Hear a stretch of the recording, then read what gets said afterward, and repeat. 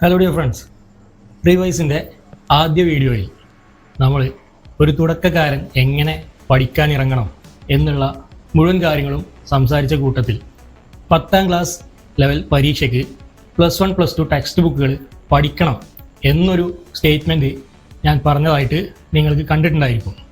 അപ്പോൾ അത് കേട്ട് ചില ഫ്രണ്ട്സ് ഡയറക്റ്റായിട്ട് തന്നെ കണ്ട സമയത്ത് അവർ പറഞ്ഞിരുന്നു, ഒരു 10ാം ക്ലാസ് പരീക്ഷയ്ക്ക് എന്തിനാണ് +1 +2 ടെക്സ്റ്റ് ബുക്കുകളിലെ കാര്യങ്ങൾ പഠിക്കേണ്ടത് എന്നവർ നേരിട്ട് ചോദിച്ച സമയത്ത് ഞാൻ അവരോട് പറഞ്ഞൊരു മറുപടി ഉണ്ട്.